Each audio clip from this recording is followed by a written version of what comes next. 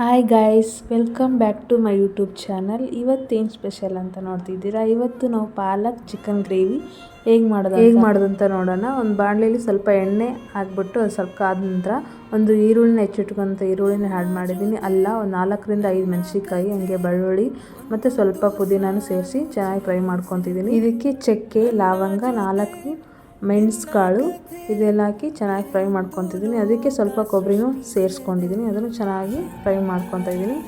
ಅದಾದ ನಂತರ 1 table spoon ಧನ್ಯಕಾಳು ಸೇರಿಸ್ಕೊಂಡು ಹುರ್ಕೋಬೇಕು. ಹಂಗೆ ಪಾಲಕ್ನ ಆ್ಯಡ್ ಮಾಡಿಕೊಂಡು ಚೆನ್ನಾಗಿ ಹುರಿದ್ಕೋಬೇಕು. ಪಾಲಕಲ್ಲಿ ಐರನ್ ಆ್ಯಂಡ್ ವಿಟಾಮಿನ್ನು ಹೆಚ್ಚಾಗಿರುತ್ತೆ, ದೇಹದ ಆರೋಗ್ಯಕ್ಕೂ ಒಳ್ಳೆಯದು, ರೋಗ ನಿರೋಧಕ ಶಕ್ತಿ ಹೆಚ್ಚಲು ಸಹಾಯ ಮಾಡುತ್ತದೆ.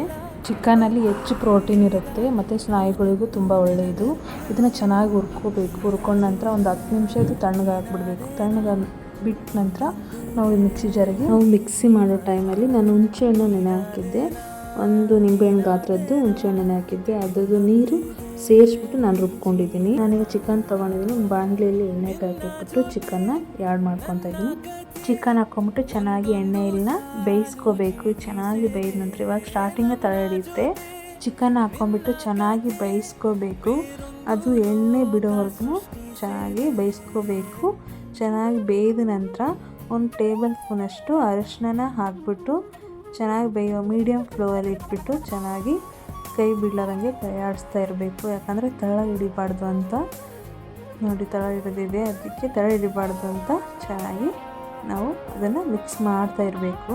ಇವಾಗ ಅರಿಶಿನ ಸೇರಿಸಿದ ನಂತರ ಅದು ಚೆನ್ನಾಗಿ ಫ್ರೈ ಮಾಡ್ಕೋಬೇಕು. ನೋಡಿ, ನೀರೆಲ್ಲ ಬಿಟ್ಕೊಂಡು ಇವಾಗ ಸೈಡ್ಗೆಲ್ಲ ಆಯಿಲ್ ಬಿಡ್ತಾ ಇದೆ ಮತ್ತು ಚಿಕನ್ ಕಲರೂ ಚೇಂಜ್ ಆಗ್ತಾ ಇದೆ.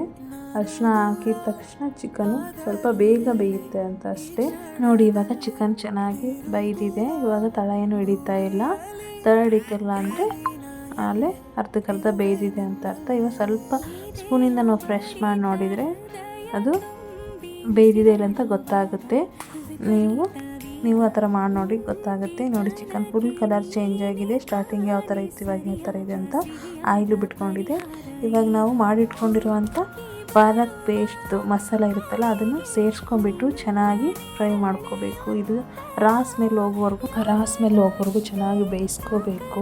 ಪಾಲಕಲ್ಲಿ ಐರನ್ನು ಆ್ಯಂಡ್ ವಿಟಮಿನ್ನು ಹೆಚ್ಚಾಗಿರೋದ್ರಿಂದ ದೇಹಕ್ಕೂ ಒಳ್ಳೆಯದು ಮತ್ತು ಆರೋಗ್ಯ ನಿರೋಧಕ ಶಕ್ತಿಯನ್ನು ಹೆಚ್ಚಿಸುತ್ತೆ, ಸಹಾಯ ಮಾಡುತ್ತದೆ. ನಾನು ಪಾಲಕ್ ಚಿಕನ್ ಗ್ರೇವಿ ಜೊತೆಗೆ ಬ್ರೌನ್ ರೈಸ್ನ ಸರ್ವ್ ಮಾಡ್ಕೊತಿದ್ದೀನಿ. ಯಾಕಂದರೆ ಬ್ರೌನ್ ರೈಸು ಫೈಬರ್ ಹೆಚ್ಚಾಗಿರೋದ್ರಿಂದ ಆರೋಗ್ಯಕ್ಕೆ ತುಂಬ ಒಳ್ಳೆಯದು, ಬೇಗ ಹಸಿವಾಗೋದಿಲ್ಲ.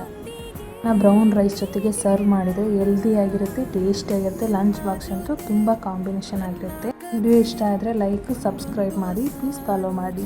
Thank you for watching. Healthy